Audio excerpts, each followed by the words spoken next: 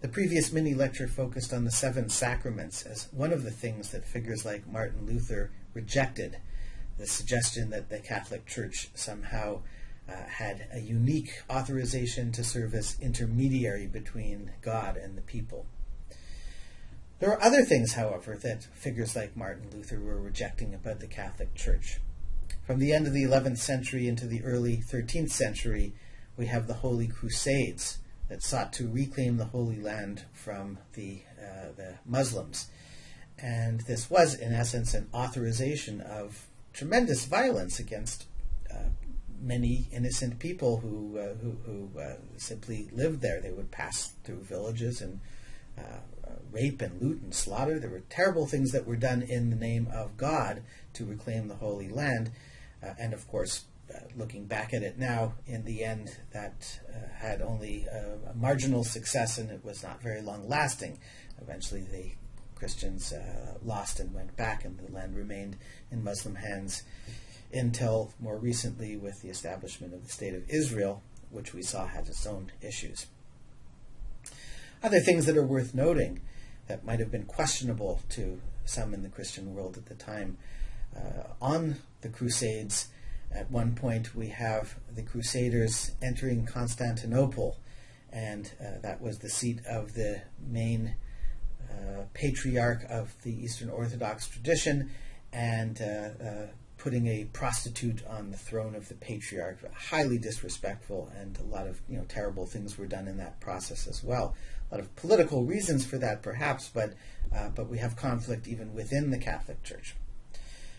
Beyond that, we have things like the Inquisition, which in Spain, again through specific authorization of the Catholic Church, that people who were not Christians, most notably Jews and Muslims, were horribly tortured and ultimately often killed if they didn't reject their faith and convert to Christianity.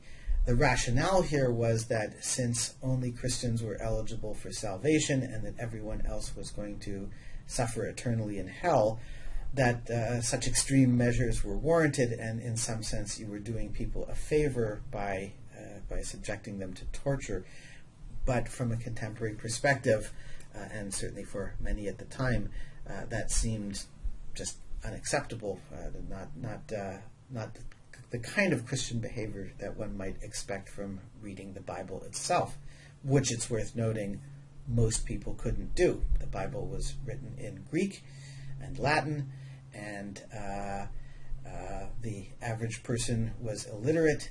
In fact, pretty much the only people that were literate were members of the priesthood and certain academics, but even figures like the kings of powerful countries were typically not literate. And so you really relied on the church to tell you what the Bible said, and that was another part of the complaint of figures like Martin Luther, who was not only a priest, but also a monk, and on top of that, an academic scholar who studied the Bible deeply and couldn't reconcile in his mind what the Catholic Church claimed and what was actually in the Bible. Finally, one additional thing that's worth noting that was problematic for some, including Luther, was practices such as indulgences. There are a bunch of them. They're mentioned in the text if you scroll down, but indulgences is a good one to mention now.